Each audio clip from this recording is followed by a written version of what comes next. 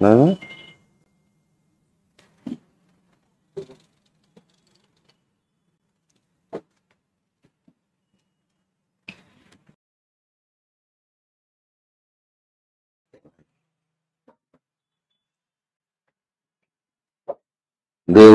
స్తోత్రం కలుగునుగాక. ప్రభువునందు నాకు అత్యంత ప్రియులారా, ఆరాధన క్రమంలో ముందుకు సాగి త్వరగా మనం ఆరాధన క్రమాన్ని జరిగించుకొని తొందరగా ముగించుకుందాం.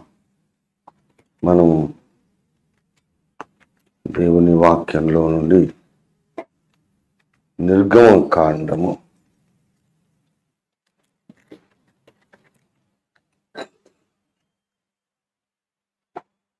30వ అధ్యాయం, నిర్గమకాండం 30వ అధ్యాయం 17-18 వచనాలు చదువుకుందాము. మరియు యెహోవా మోషేతో ఇట్లనెను,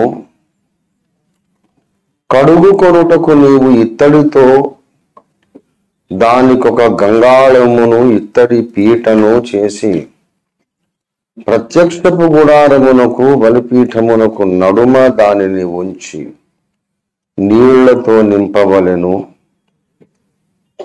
ఆ నీళ్లతో అహరోనును అతని కుమారులను తమ చేతులను కాళ్లను కడుగుకొనవలెను. దేవుడి వాక్యమును మన వినికిడిలో ఆశీర్వదించుగాక. ప్రభునందు ప్రియులారా,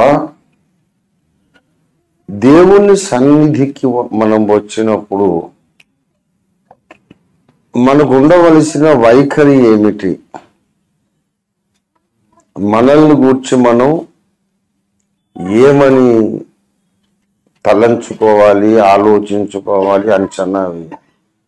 what should be our own estimate about our cells? దేవుని ముందుకు వచ్చినప్పుడు మనకు తెలుసు, ఒకడు పరిసయుడు వచ్చాడు. నేను చాలా నీతిమంతుణ్ణి అనుకొని వచ్చాడు. ఈ సుంకరిలాగా లేను, ఆ పాపులైన మనుషుల వల్ల లేనంటూ వచ్చాడు వాడు. దేవుని సన్నిధికి వచ్చినప్పుడు మనము ఎవరమైనా సరే, మామూలు విశ్వాసులైనా, బోధకులు, పాస్టర్ గారులైనా, ఇక మనుషుల సంగతి ఎందుకు, మనుషుల్ని పక్కన పెట్టేసేయండి. దేవదూతలు, మహాదూతలు, శరాఫులైనా సరే, నేను యోగ్యుడను కాను అనే యాటిట్యూడ్తోనే మనము రావాలి. అదొకటే న్యాయము, ధర్మం.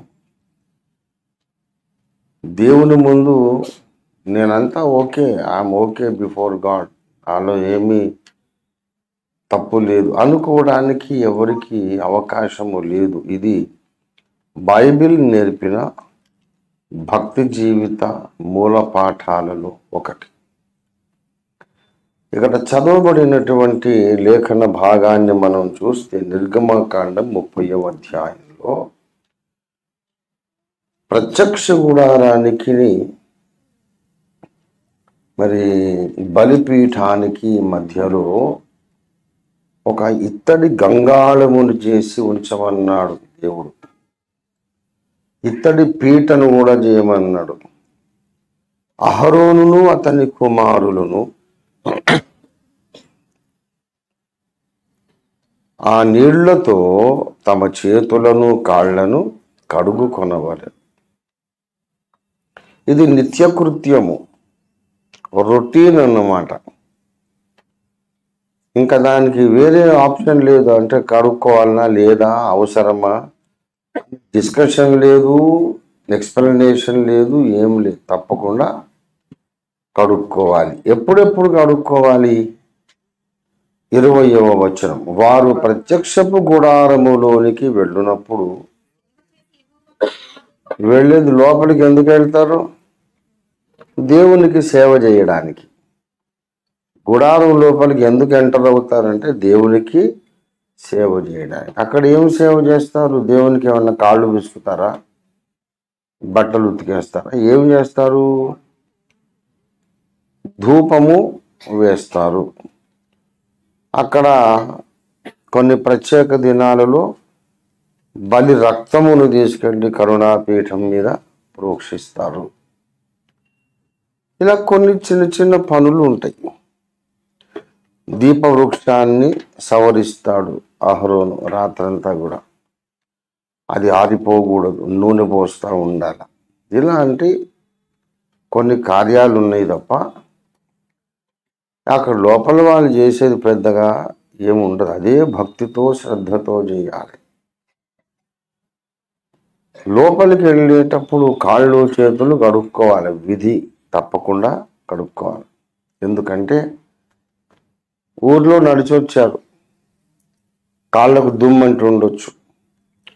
వచ్చేటప్పుడు ఎవడో ఒకరు షేకండ్ ఇచ్చి ఉండొచ్చు, లేకుంటే కొన్ని వస్తువులను ముట్టుకోవచ్చు, ఏదన్నా అంటుండొచ్చు దుమ్ము. కనుక లోపలికి ఎంటర్ కాకముందు చేతులు కాళ్ళు శుభ్రంగా కడుక్కోవాలి. అక్కడ వాటర్ అవైలబుల్గా ఉండాలి. ఇది మనం అర్థం చేసుకోవచ్చు. కానీ లోపలికి వెళ్ళి దేవునికి ధూపము వేసి రక్త ప్రోక్షణ చేసి ప్రార్థనలు చేసి వచ్చేటప్పుడు మళ్ళీ కడుక్కోమన్నారు. వచ్చేటప్పుడు మళ్ళీ కడుక్కోవాలి. లోపల ఏం మురికంటింది ఈయనకి? దేవుని ముందే ఉన్నాడు, దేవునితోనే మాట్లాడాడు, దేవుని ముఖం చూశాడు, దేవుని స్వరాన్ని విన్నాడు, రక్త ప్రోక్షణమును ఆచరించాడు, ధూపము వేశాడు, దీపము సవరించాడు, అన్ని పవిత్రమైన కార్యక్రమాలే చేశాడు. కానీ బయటికి వచ్చేటప్పుడట మరలా కాళ్ళు చేతులు కడుక్కోవాలి. ఆ లోపల ఏమున్నది? పాప సంబంధమైనది ఏమీ లేదు, లోక సంబంధమైనది ఏది లేదు. ఉన్నదంతా పరిశుద్ధమైనటువంటి ఉపకరణాలు, పరిశుద్ధమైన కార్యక్రమాలు. మహాపరిశుద్ధమైన స్థలం అది. అక్కడ ఉండి వీడు అసలు చావకుండా బయటకు వచ్చేటంటేనే అది గొప్ప. సేవ చేసి వీడు శవం కాకుండా వీడు బయటికి నడుచుకుంటూ వచ్చాడంటే బాగానే చేశాడన్నమాట. అక్కడ ఏదైనా పొరపాటు చేస్తే అక్కడే దేవుడు మొత్తుతాడు, చచ్చి ఊరుకుంటాడు. ఇక వాడిని బయటికి లాగాల్సిందే తాళ్ళేసి. అంత పరిశుద్ధుడు మన దేవుడు, యెహోవా దేవుడు. అంత పరిశుద్ధ స్థలానికి వెళ్ళి మంచిగా నడుచుకుంటా 2 కాళ్ళ మీద వచ్చాడంటే అర్థం ఏంటంటే బాగానే చేశాడు సేవ, ఏం తప్పులేమి చేయలేదు. అయినా సరే కాళ్ళు చేతులు కడుక్కోవాలి అని 21వ వచనంలో చెప్తాడు. తాము చావకయుండునట్లు తమ చేతులను కాళ్లను కడుక్కొనవలెను. అంటే కడుక్కోకపోతే ఏమవుతారన్నమాట? చచ్చిపోతారు. లోపలికి వెళ్ళేటప్పుడు కడుక్కోకుండా వెళితే అక్కడే చచ్చిపోతారు. సేవ చేసి ధూపము వేసి దేవుని ఆరాధించి రక్త ప్రోక్షణము చేసి మళ్ళా బయటకు వచ్చినప్పుడు కడుక్కోకపోతే బయటికి రాగానే చచ్చిపోతాడు. ఎందుకంటే నువ్వు కాళ్ళు కడుక్కోలేదు. ఇక్కడ గమనించాలి, నీ చేతులకి ఏమన్నా అంటిందేమో చూసుకోవలేను, కాళ్ళను ఏమన్నా అంటిందేమో చూసుకోవలేను, ఏమన్నా మురికి ఉన్నచో కడుక్కొనవలేను అనే మాటలు లేవు. నువ్వు బ్లైండ్గా రొటీన్గా కడుక్కోవాల్సిందే. ఏమైనా ఉందని నువ్వు అనుకున్నా లేదనుకున్నా కడుక్కోవాల్సిందే. ఇంకా కొత్త నిబంధన వర్షన్లోకి వస్తే 1 కొరింథీ 11:28లో ప్రతి మనుషుడు తన్ను తాను పరీక్షించుకునవలెను అన్నాడు. ఈ ఓల్డ్ టెస్టిమెంట్ వర్షన్లో పరీక్షించుకోవడం కూడా లేదు. పరీక్ష ఏందిరా, ముందు చేతులు కాళ్ళు కడుక్కో అంటాడు. ఆగు ప్రభువా, నేను చూసుకొని రాదు, ఏమైంది నా చేతికి, బాగానే ఉంది కదా, ఎందుకు నీళ్లు వేస్ట్? ఏదైనా మురికి ఉంటే కడుక్కోవాలి, కానీ ఏ మురికి లేనప్పుడు కడుక్కోవడం ఎందుకు, నీళ్లు వ్యర్థమైపోతాయి కదా అని అనకూడదు. కడుక్కోవాల్సిందే.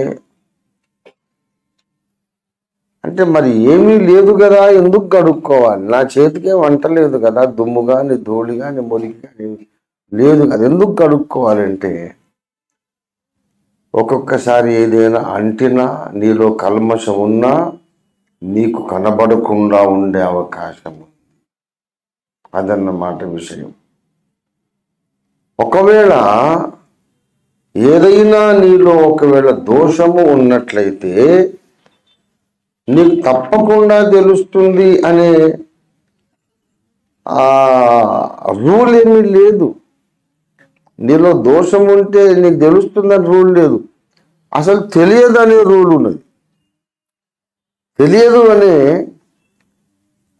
దేవుని యొక్క తీర్పు ఉన్నది. దేవుడు చెప్తాడు 19వ కీర్తన 12వ వచనంలో, 19:12, తన పొరపాటులు కనుగొనగలవాడు ఎవడు?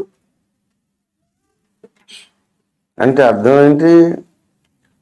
తన పొరపాట్లు కనుగొనగలిగిన వాడు ఎవడు లేడు. మన పొరపాట్లు మనకు అర్థమైతే అసలు గొడవే లేదు, ముందే మనము చక్కదిద్దుకుంటాం. కానీ పొరపాట్లు చేస్తూ ఉంటాము, వాటిని మనము పొరపాట్లు అనుకోము. బాగానే ఉన్నాను కదా, నాకేమైంది అనుకొని అలాగే ముందుకు వెళ్ళిపోతుంటాం. కాబట్టి మానవ మాత్రులమైన మనకు కొన్ని కనిపించవు. ఇప్పుడు బ్యాక్టీరియా, అమీబా, లేకపోతే వైరస్లు కొన్ని కనిపిస్తాయా? అవి ఉంటాయి కానీ కనపడవు. అందుకే మొన్న కరోనా వైరస్ వచ్చినప్పుడు అస్తమానం ఏమంటారు, శానిటైజర్ వేసి రుద్దుకుంటా ఉండాలి. మేము జాడీలు శానిటైజర్ కొనే, ఎందుకంటే నా ఇంటికి ఎప్పుడు జనం వస్తుంటారు పోతుంటారు. కాబట్టి ఒక రూల్ పెట్టాం, పెద్ద మనుషులు వస్తారు కనుక ఎత్తు మీద బాటిల్ పెట్టి, అదేంట ఏమంటారు, శానిటైజర్, అక్కడ దాన్ని పైనుంచి నొక్కితే శానిటైజర్ వస్తుంది. చేతులు తుడుచుకోవాలి, అక్కడే బకెట్లో నీళ్లు ఉంటాయి, కాళ్ళు కడుక్కోవాలి, లోపలికి రావాలి. మేము కూడా అంతే. నేను బయటికి వెళ్ళి మళ్ళీ వస్తే ముందు తలుపు పక్కన ఉండే శానిటైజర్ తీసుకొని చేతులను శుభ్రం చేసుకొని కాళ్ళు కడుక్కొని లోపలికి వెళ్తాను. సేఫ్టీ, మనం బాగుండాలి, దేవుని కొరకు ఆరోగ్యంగా ఉండాలి. మళ్ళీ నా ఇంట్లో నుంచి మళ్ళీ వెళ్ళిపోయేటప్పుడు కూడా నేను వాళ్ళకు శానిటైజర్ ఇస్తాను, తీసుకుంటాను. ఎందుకండి, వచ్చే 5 నిమిషాలు మాట్లాడి వెళ్ళిపోతున్నాం, అదెందుకు అని అంటారు. అంటే ఏమో, నా దగ్గర ఏమైనా ఉంటే నీకు అంటవచ్చు కదా, మా ఇంట్లో ఏమైనా ఉంటే ఆ ఇన్ఫెక్షన్ నీకు అంటవచ్చు కదా, వేసుకోరా. అదే ఒక సెకండ్, ఏం పెద్ద కష్టమా? ఏం కొండలు మయమన్నాను, బండలు మయమన్నాను, చేతులు చాపని చెప్పి ఇచ్చాం. మీలో వచ్చిన వాళ్ళు కొంతమంది చూస్తుంటారు, ఆ టీపాయ్ మీద ఎప్పుడు శానిటైజర్ ఉంటుంది. ఎవరు వచ్చినా లోపలికి వచ్చేటప్పుడు పోయేటప్పుడు ఇంతకు ఏమున్నది సార్? ఏం లేదు సార్ అంటే, ఉంటే నీకు కనపడదు sir, that is the problem. ఏమున్నదండి, ఊరికే ఓపీడి గారు శానిటైజర్. కొంతమంది డాక్టర్లు అనేవాళ్ళు, బాబు నువ్వు డాక్టర్లను మించిపోయావయ్యా, ఇంత జాగ్రత్త ఏమని చూడలేదు. కరోనా వచ్చిన కొత్తలోనైతే ఎవరైనా కానుకలు ఇస్తే ఆ కానుక కూడా స్ప్రే చేసేది, రూపాయి నోటు మీద స్ప్రే చేసి తుడిసి మళ్ళీ ఇస్త్రీ చేసేవాళ్ళు. జాగ్రత్తగా ఉండాలండి. దేవుడిచ్చిన ఆయుష్కాలం అంతా కూడా ఆరోగ్యంగా మంచిగా ఉండి దేవుని పని చేయాలి. ఆయుష్కాలం అయిపోయిందిరా బాబు, నువ్వు చేసే పని అయిపోయింది, వచ్చే ఇక నీకు పని లేదని ప్రభు పిలిస్తే ఎవడైనా పోవాల్సిందే. అది మనకు ధన్యతనే. కానీ నేను పొరపాట్లు చేసుకొని దేవుడిచ్చిన ఆయుష్కాలం కంటే ఒక 4 రోజుల ముందు అయితే నేను పోవద్దు. ఆ 4 రోజులు కూడా దేవుని కొరకు పని చేయాలి అనే ఉద్దేశం. అలాగా ఏమున్నది ఏమి లేదు అంటే ఉన్నట్టు కనపడదు. అందుకే నిరంతరం శానిటైజ్ చేసుకుంటూ ఉండాలి. ఏం కనిపించట్లేదు కదా అంటే, కనిపిస్తే గొడవ ఏముంది? ఇక కనిపిస్తే సమస్య లేదు కదా.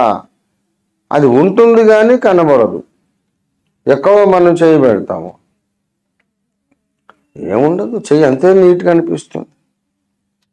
మళ్ళా ముఖం అలా తుడుచుకుంటాం, మంచిగా ముక్కుల్లోంచి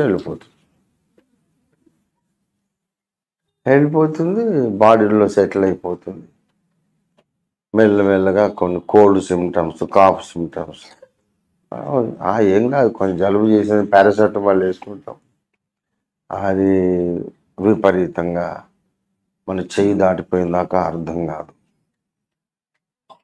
కనుక అటువంటిదే ఇది కూడా. దేవునికి వ్యతిరేకమైన విషయాలు, దేవునికి బాధ కలిగించే విషయాలు మనలో ఎన్నో ఉంటాయి. వాటిని మనం గుర్తించలేము. ఇదిగో ఇదిగో అని సరిగ్గా వాటి లిస్టు చెప్పలేము మనం. తన పొరపాట్లు కనుగొనగలవాడు ఎవడు? నా పొరపాట్లు నాకు కనిపించవు, మీ పొరపాట్లు మీకు కనిపించవు. మరి కనబడకుండా ఏమైనా ఉంటే అప్పుడు ఏం చేయాలి అంటే, అందుకే బ్లైండ్గా వెళ్ళిపోయి మీరు ముందు కాళ్ళు చేతులు కడిగేసుకోండి. కడుక్కో, నష్టం లేదు కదా. నాకు మతిమరుపు ఎక్కువ.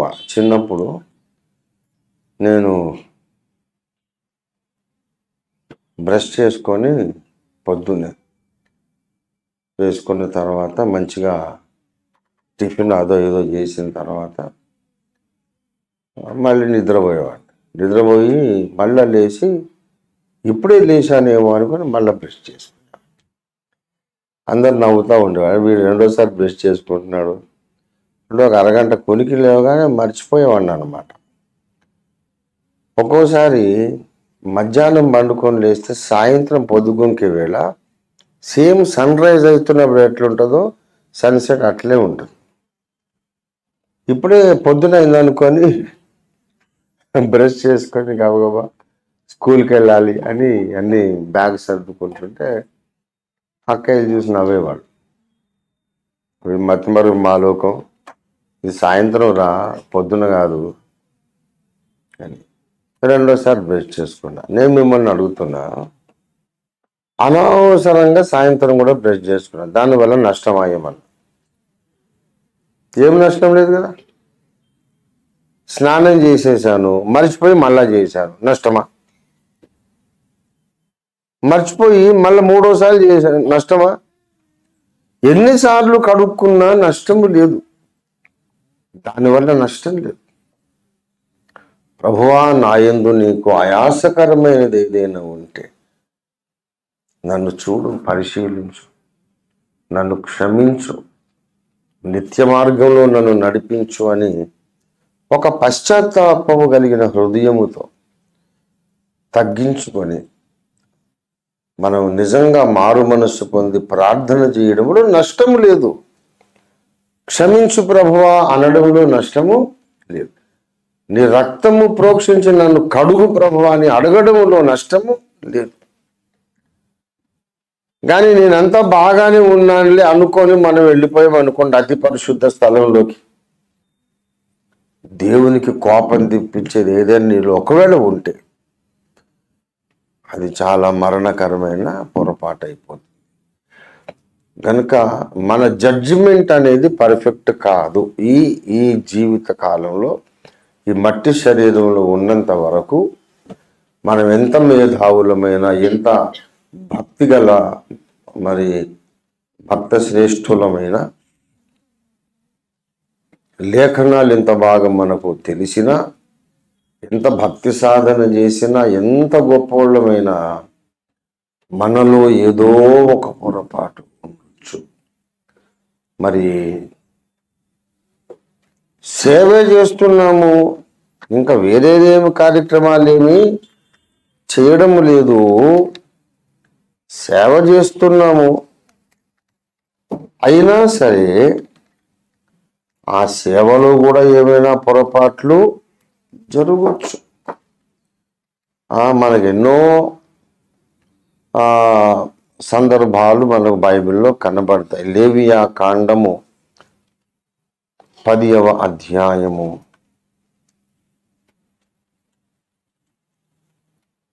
మొదటి నుండి చూడండి. తమ తమ ధూపార్తులను తీసుకుని వాటిలో నిప్పులుంచి వాటి మీద ధూప ద్రవ్యము వేసి యెహోవా తమకు ఆజ్ఞాపింపని వేరొక అగ్నిని ఆయన సన్నిధికి తేగా, యెహోవా తమకు ఆజ్ఞాపించని వేరొక అగ్నిని ఆయన సన్నిధికి తేగా, యెహోవా సన్నిధి నుండి అగ్ని బయలుదేరి వారిని కాల్చివేసి, యెహోవా సన్నిధిలో నుండి అగ్ని బయలుదేరి వారిని, వీళ్ళు దేవునికే ధూపము వేశారు, కానీ గుడారములో ప్రతిష్ఠించబడిన అగ్నితో ధూపం వేయాలి. ఏదైతే నేను అగ్నే కదా అని కూడా బయట నుంచి తెచ్చారు. అంతే దేవుడు వాళ్ళను కాల్చి చంపించారు. అంత పరిశుద్ధుడు దేవుడు, అంత సీరియస్ మ్యాటర్ దేవుని సేవ అంటే.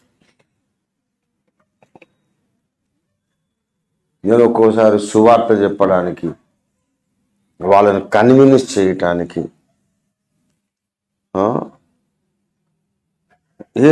కొన్ని మాటలు ఉపయోగిస్తానేమో, కొన్ని దృష్టాంతాలు ఉదాహరణలు తీసుకుంటాను. అది దేవునికి నచ్చకపోవచ్చు.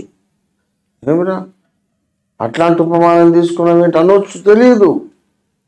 నా తెలివికి అది బాగా అనిపిస్తుంది, దేవునికి నచ్చదేమో, కోప్పడతాడేమో. అలాంటప్పుడు ఏం చేయాలా?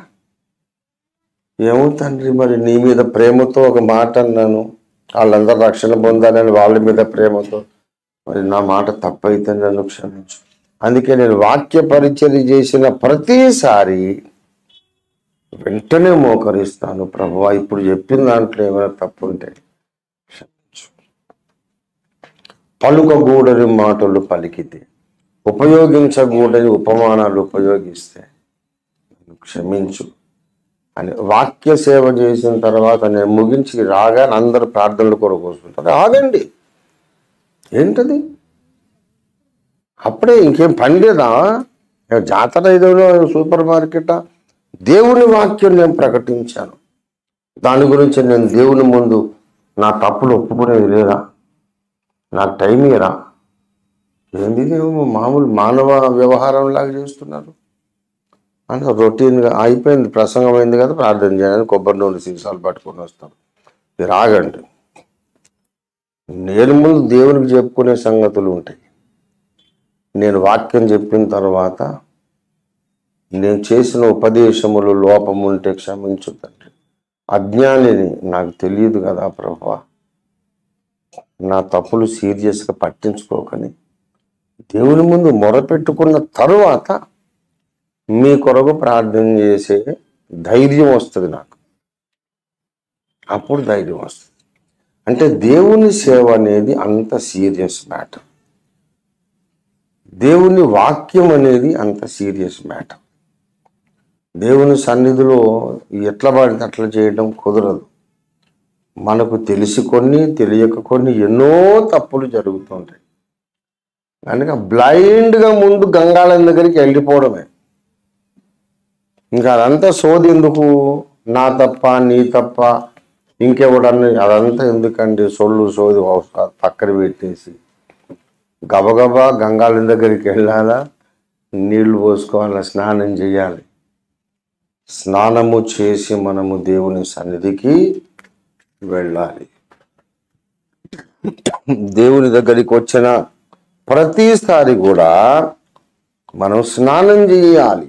దయచేసి హెబ్రీ పత్రిక 10వ అధ్యాయము 22వ వచనం. మనస్సాక్షికి కల్మషము తోచకుండునట్లు ప్రోక్షింపబడిన హృదయములు గలవారమును నిర్మలమైన ఉదకముతో స్నానము చేసిన శరీరములు గలవారమునై ఉండి అప్పుడు దేవుని సన్నిధికి చేరుదము, దేవుని సన్నిధానమునకు చేరుదము అండి. ప్రోక్షింపబడిన హృదయం అంటే శిలువ రక్తమును మన మీద ప్రోక్షించుకోవాలి. ప్రోక్షణ అంటే రక్త ప్రోక్షణ. స్నానము చేసిన శరీరాలు కలిగి, ఈ రెండూ లేకుండా రక్తము చేత ప్రోక్షింపబడుట, ఉదకము చేత స్నానము చేయుట, ఈ రెండూ లేకుండా దేవుని సన్నిధిలోకి వెళ్ళే ప్రయత్నమే చేయదు. అప్పుడు మనము క్షేమంగా ఉంటాము. దేవుని సన్నిధికి వెళ్ళిన ప్రతిసారి ఇంకో మెట్టు పైకి ఎక్కగలుగుతాం. ఇంకా పరిశుద్ధతలో, జ్ఞానంలో, ప్రత్యక్షతలో ఇంకొక మెట్టు, హయ్యర్ లెవెల్ మనం ఎక్కగలుగుతాము. ఆ విధంగా మనకు క్షేమం, మన చుట్టూన్న వారికి ఆశీర్వాదం. దేవునికి స్తోత్రం కలుగునుగాక. కనుక ప్రియ దేవుని బిడ్డలారా, మనం ఒక వారమంతా ఈ లోకంలో గడిపి వచ్చాం. ప్రత్యక్ష గుడారములో సేవ చేసి వచ్చినోడే కడుక్కుంటుంటే వారం రోజులు లోకంలో బ్రతికొచ్చే మనం గడుక్కోవద్దా? ఎంతైనా అవసరం. కనుక దయచేసి మన దేవుడు క్షమించటానికి సిద్ధమైన మనస్సు కలిగిన వాడు. మనల్ని శుద్ధి చేయడానికి ఆయన ఇష్టపడుతున్నాడు. అందుకే కదా గంగాళం పెట్టరా, అందులో నీళ్లు పోయమని ఆయనే చెప్పాడు.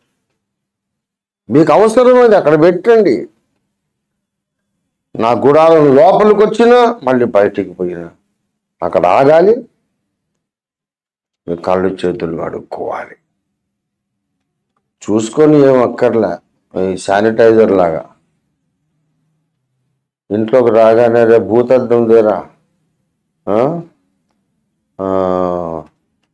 మైక్రోస్కోప్ తీసుకురండి, నా చేయి చూసుకుందాం ఏమన్నా వైరస్ ఉందో, బ్యాక్టీరియా ఉందో. ఏమి లేదులే, లేకుంటే ఉన్నాయి అక్కడక్కడ 4-5 ఉన్నారా, ఇప్పుడు శానిటైజర్ తీసుకురా అని అంత అవసరం లేదు. చాదస్తాం. అది ఉన్నా లేకపోయినా నువ్వైతే ఇంకా శానిటైజర్ పూసుకో బాబు, నష్టం లేదు కదా. కనుక నేను ఒకవేళ మంచిగా ఉన్నానేమో అనే ఆ ఆలోచనే బుద్ధిహీనమైన ఆలోచన. మనం మట్టి శరీరములో ఉన్నాము. యాకోబు ఏం చెప్తున్నాడు? మనమందరము అనేక విషయాలలో తొట్టిల్లుచున్నాము, తప్పిపోవచ్చున్నాము. తన పొరపాట్లు కనుగొనగలవాడు వాడు. మనలో దోషాలు ఎన్ని రకాలుగా ఉంటాయి ఇప్పుడు విడమరిచి చెబితే టైం ఎక్కువ తీసుకుంటుంది. మన ఎమోషన్స్లో పాపాలు ఉంటాయి, మన యాక్టివ్ థాట్స్లో పాపాలు ఉంటాయి,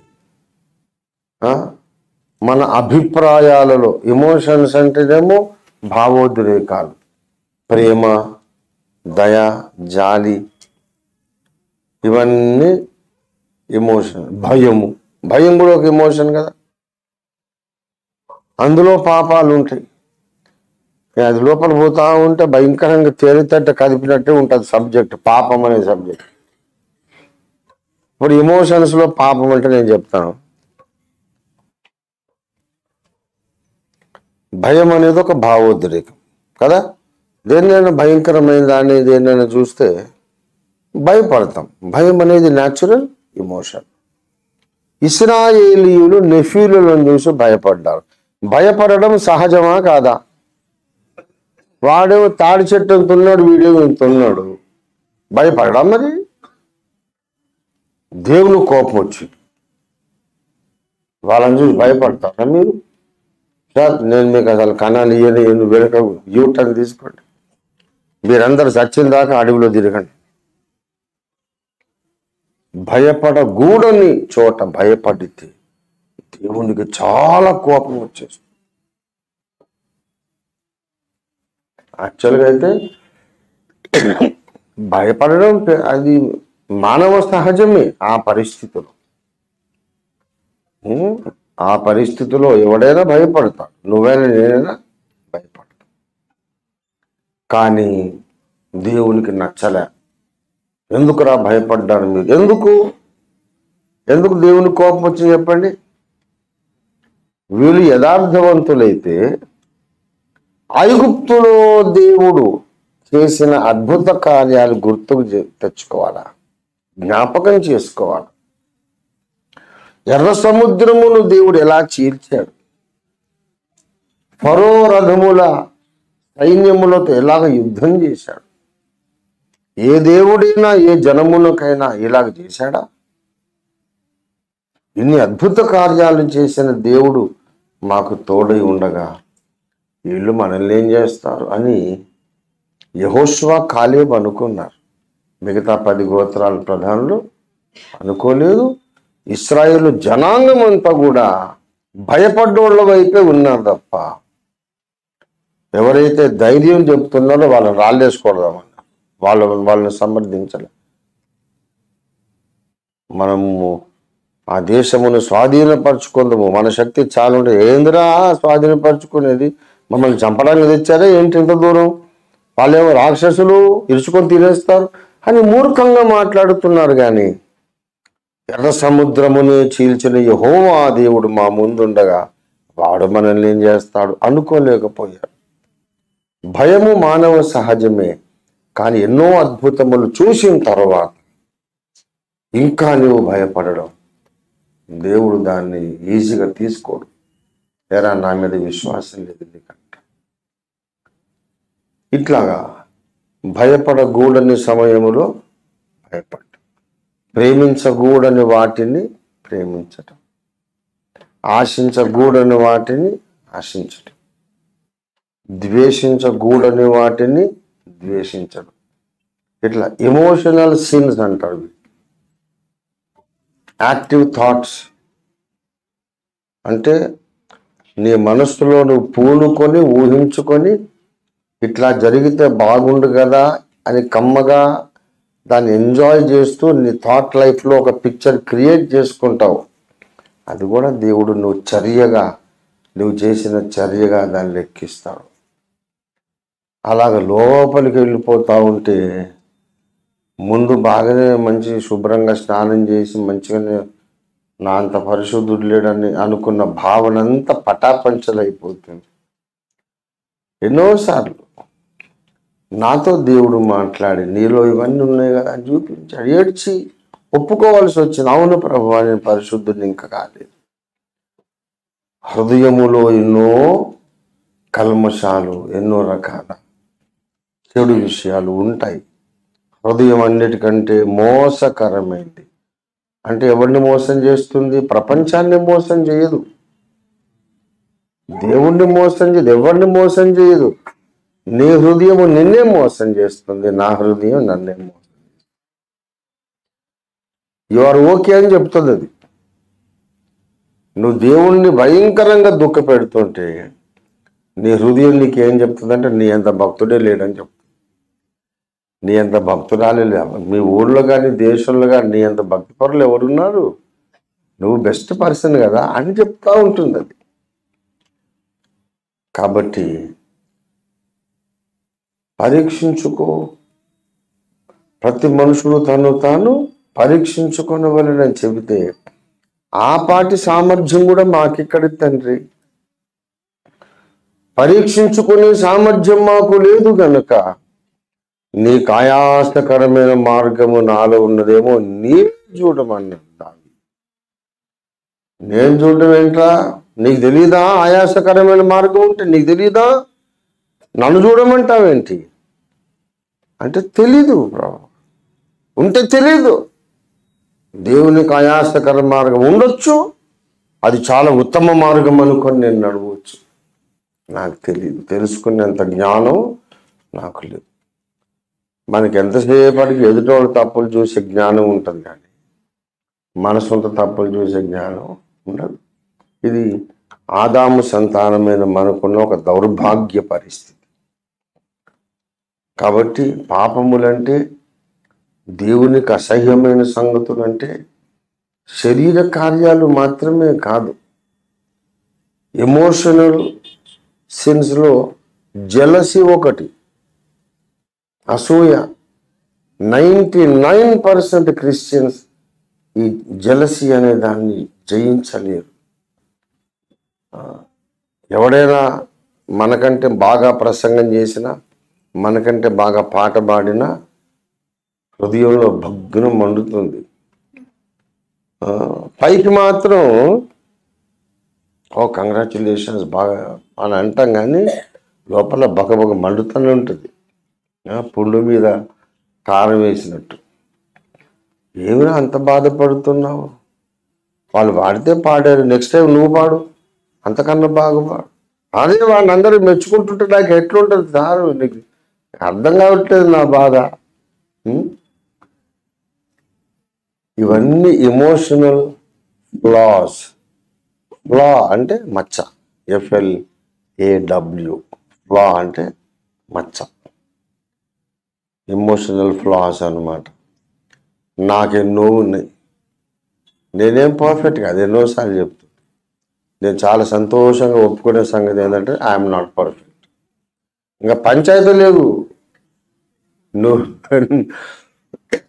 నువ్వెన్నన్నా చెప్పు, అంతకన్నా నేను చెడ్డోని. ఇంకా ఏంద్రా నువ్వు చెప్పేది? ముందు గంగాళం దగ్గరికి పోదాము. ఈ సోది సోళ్ళంత అవసరం లేదు. ఆదాముకు పుట్టినందుకు, ఈ మట్టి దేహములో ఉన్నందుకు, మహిమ శరీరం వచ్చేదాకా మనం అనేక విషయాల్లో తొట్టిల్లుతూ ఉంటాం. తొట్టిల్లుతుంటామంటే అర్థం ఏంటి? వ్యభిచారం చేస్తుంటాము, నరహత్య చేస్తుంటాం, బ్యాంకులకు కన్నాలు వేస్తూ ఉంటామని కాదు. ఇంకా మన భావోద్రేకాలలో, మన స్వభావములో, మన అంతరంగములో, అభిప్రాయాలలో ఎన్నో లోపాలు ఉంటాయి. అది దేవునికి ఇష్టం లేదు. కనుక దేవునిలో ఆ ఫ్లాస్ కూడా ఉండవు అన్నమాట. ఎమోషనల్ ఫ్లాస్ అనేవి దేవదూతల్లో కూడా ఉంటాయి. ఏదెనులోని వృక్షములన్నీ వాళ్ళని చూసి అసూయ పడిననుంది బైబిల్లో. అంటే పరలోకంలో దేవదూతలందరూ లూసిఫర్ను చూసినప్పుడు మరంటే వాళ్ళకు కూడా అసూయ ఉంది. ఎమోషనల్ ఫ్లాస్ అనేవి వాళ్ళకు కూడా. అందుకే వాళ్ళు దేవుని దగ్గరికి వెళ్ళేటప్పుడు ముఖము కప్పుకొని, 2 రెక్కలతో కాళ్ళు కప్పుకొని ఎగురుతూ యెహోవా పరిశుద్ధుడు పరిశుద్ధుడు అన్నారు. అంటే మేము కాదు పరిశుద్ధులమని. మేము పరిశుద్ధులం కాదయ్యా, నీవే పరిశుద్ధుడు. కాబట్టి ఎమోషనల్ ఫ్లాస్, భావోద్రేకపరమైన మరకలు, మచ్చలు మనందరిలో ఉంటాయి. నాకు బోలెడు లోగడ ఒకసారి మీకు చెప్పాను నేను. పలానా సభలకు మీరు రాలేకపోయారయ్య గారు, మిమ్మల్ని పిలుద్దాం అనుకున్నాం, టైం లేదు, మీకు బిజీగా ఉన్నారు, మీరు రాకపోతే వాక్యం ఉండదు కదా అని చాలా భయపడ్డాం. కానీ దేవుడు ఒక యవనస్తుని వాడుకున్నాడండి. అసలు మీరు లేని లోటే కనబడలేదు అయ్య గారు. అద్భుతమైన వాక్య పరిచయం చేశాడు. ఓఫీర్ గారు రాకపోతే వాక్యం ఉండదని భయపడ్డాం, కానీ నిజంగా దేవుని మహాకృప. చాలా అద్భుతమైన వాక్య పరిచయం అంతా మీరు ఉన్నట్టే జరిగింది అయ్యగా. ఇంకా కాస్త బెటర్గా కూడా అనిపించింది. చాలా అద్భుతం. మీరు ఆశీర్వదించి పంపారు కదా, మరి మీ ప్రార్థన దేవుడు విన్నాడేమో. అందరూ చెప్పుకున్నారండి, అయ్యగారు రాలేదు కానీ ఆ లోటు కనబడలేదండి, దేవుని స్తోత్రం అని. అంటే నాకు ఎట్లుంటుంది లోపల? మూర్ఖుడు. అసలు వాక్యం అంటే ఏంటో తెలుసురా నీకు? దుర్మార్గుడా అని లోపల మంట మండి అదేముంది లేను బ్రదర్, ఎవరైతే నేను దేవుడు వాడుకున్నాడు అంతే చాలా అన్నా సరే, జెంటిల్మన్ లాగా పైకి నాటకం ఆడినా సరే, లోపల మాత్రం పందికున్నంత కల్మషం లోపల ఉంటుంది. అంటే అది మనిషి తత్వం. నేనే తప్పు చేశాను, నేనే వ్యభిచారం చేయాలని. తిక్కలోడ వ్యభిచారం ఏంటది నువ్వు చేయలేదనేది? వ్యభిచారం చేయడు ఆడ, అఘోరి కూడా చేయడు.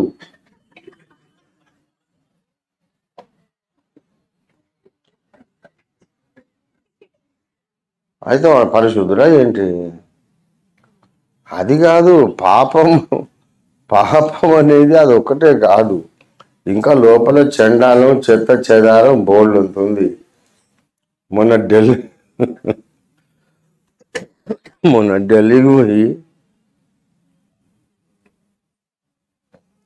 ఢిల్లీకి పోయి అక్కడి నుంచి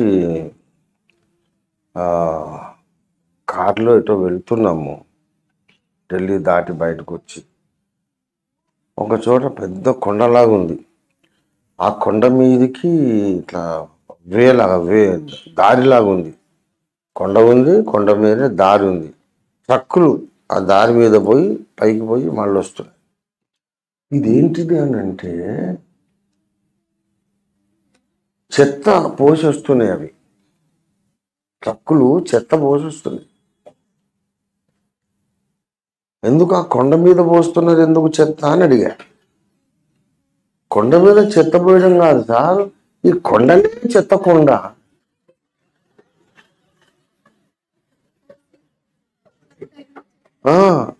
రేపు బుక్ రిలీజ్కి వస్తే మీకు అందరికి ఆ చెత్త కొండ చూపిస్తాను. అది చెత్త పోసి పోసి పోసి పోసి అది ఒక 40-50 అడుగులంతా పెద్ద కొండ తయారైంది. అయితే ఇంకా దాని మీద పోయాలంటే మరి దాని మీదకి ట్రక్కులు పోయి అక్కడ పైన పోసి వస్తున్నాయి. ఢిల్లీ నగరం యొక్క చెత్త ఒక మహాపర్వతం లాగా తయారైంది. దాన్ని మన పెద్ద సారు మన దేశమునంతా సింగపూర్ లాగా హాంకాంగ్ ఇస్తారంటాడు పెద్ద ఆయన. అయితే నేను అది చూడగానే ముందు నేను మోడీ సార్ను తలుసుకున్నా. ఎట్లా చేస్తావు సార్ మన దేశం సింగపూర్ లాగా అని అనుకున్నా. సెకండ్ థాట్ ఏంటంటే నా పాపం కూడా ఇట్లనే ఉన్నదేమో దేవుని సన్నిధిలో అని తలంచాను. ప్రియులారా, మనము మంచోళ్ళం కాదని ఎంత తొందరగా గ్రహిస్తే అంత మంచిది. మనము దేవుని ముందు యోగ్యులము కాదని ఎంత తొందరగా గ్రహిస్తే అంత మంచిది. ఊరికే నేను మంచి అని చెప్పుకోండి, దానివల్ల నీకు టెన్షన్ పెరిగిపోతుంది. నేను మంచోడిని చెప్పుకున్న తర్వాత ఇక ఇప్పుడు దాన్ని నువ్వు నిరూపించుకోవాలా, మళ్ళీ దాన్ని నువ్వు మెయింటైన్ చేయాలా. ఇదంతా లేకపోని పంచాయతీ ఎందుకు? అరే హమ్ సబ్సే బురే ఆద్మీ హై. ఇప్పుడు చెప్పు, ఏం చెప్తావు? ఇంకేంద్రా చెప్పేది? నోరు మూసుకో. ఆయన ఒక్కడే పరిశుద్ధుడు, నేనైతే పరిశుద్ధుడిని. ఆ యాటిట్యూడ్తో ఎవరైతే వస్తారో వారిని దేవుడు తన గుండెలకు హత్తుకొని ముద్దు పెట్టుకుంటాడు. దేవునికి స్తోత్రం కలుగునుగాక. ఆ సుంకరిని దేవుడు ప్రేమించి నీతిమంతునిగా తీర్చి పంపించాడు. We have no arguments, no justification. సమర్థింపు లేదు, వాదన లేదు. ఆ ఊరికే కోర్టులో వాదోపవాదాలు చేసినట్టు నా పాపానికి నిరూపణ ఉందా, నీ పాపానికి నిరూపణ ఉందా? అరే ఏముంది నిరూపణ ఏంటి? మనం ఉన్నదే పాప శరీరంలో కదా. మన శరీరంలో పాప మరణాల నియమం ఉన్నది. తెలిసి కొన్ని తెలియక కొన్ని జరుగుతుంటే స్నానం చేయరా నువ్వు. లేదు నేను చేసి వచ్చారా, మళ్ళీ చేయి, తప్పేముంది? మర్చిపోయి మళ్ళీ చేసావు, ఎవరు నష్టమా? దేవుని దగ్గర బోల్డంత నీళ్లున్నాయి, గంగాళము నిండా నీళ్లు. చేయండి ప్రభువా, నన్ను కడుగు, నన్ను క్షమించు. నాలో ఉన్న లోపాలు నాకు తెలియదు, నీకు తెలుసు. కనుక నన్ను థరో క్లెన్సింగ్ అనుగ్రహించి సంపూర్ణంగా కడిగి శుద్ధీకరించి నా హృదయాన్ని కడుగు, నా శరీరాన్ని కడుగు తండ్రి అని ఎవరైతే గంగాళం దగ్గర ఉదక స్నానము చేసి ప్రవేశిస్తారు వారు దేవుని కొరకు నమ్మకమైన సేవ చేయగలుగుతారు. సేవలో కూడా ఏమైనా తప్పులు జరిగినవేమో అని పరీక్షించుకునేవారు లోకానికి ఆశీర్వాదంగా వెళ్ళగలుగుతారు. దేవునికి స్తోత్రం కలుగును గాక. బయటకు వచ్చిన తర్వాత కడుక్కోవడం దేనికి? ఎందుకు కడుకోవాలి? బయటకు వచ్చిన తర్వాత నువ్వు మట్టి లోకంలోకి వెళ్తున్నావు, పాప లోకంలోకి వెళ్తున్నావు, అది ఇప్పుడు కడుక్కోవడం ఎందుకు? సేవలో కూడా లోపములు లేనటువంటి పరిశుద్ధునిగా, నీవు పరిశుద్ధురాలిగా లోకంలోకి వెళ్ళగలిగితే అప్పుడు లోకమునకు నువ్వు వెలుగై ఉండగలుగుతావు. దేవునికి స్తోత్రం కలుగును గాక. లోకానికి ఆశీర్వాదంగా ఉండగలుగుతాం. రండి మనం ప్రార్థన చేసుకుందాం. ప్రభువా, నీవు మాత్రమే పరిశుద్ధుడవు నాయన. మేమెవరమును పరిశుద్ధులం కామని ఒప్పుకుంటున్నాం. దయపాలించి దిగివచ్చి నీ రక్తము ప్రోక్షించి నీ వాక్య ఉదకమును మా మీద ప్రోక్షించి కడగండి ప్రభువా, నీకు వందనాలు. నన్ను బాగుగా కడుగుము, పాపము పోవునట్లు నన్ను బాగుగా కడుగుము. నా దోషాలన్నీ ఒప్పుకునే పాటి సామర్థ్యం కూడా నాకు లేదు నాయన. నా దోషాలన్నీ తెలుసుకునే జ్ఞానం కూడా నాకు లేదు ప్రభువా. ఇక్కడ అక్కడ అని కాకుండా నా ఉనికి మొత్తము ఎంతో కల్మషంతో నింపబడి ఉన్నది. నాలో మంచిదేది నివసింపదని నేను ఎరుగు. I'm definitely not okay before your presence, O lord. I'm not all right. There is so much of filth and dirt in me that must be cleansed, O Lord. చాలా మురికి కల్మషం ఉన్నది. క్రియారూపక పాపము లేక భావోద్రేక పాపాలు కూడా ఉన్నాయి. నా తండ్రి, నన్ను క్షమించు. నీవు క్షమించకపోతే నేను ఎక్కడికి పోగలను తండ్రి? నన్ను ఎవరు కడుగుతారు? ఎవరు శుద్ధి చేస్తారు? నాకు ఇంకెవరు లేరు నాయన.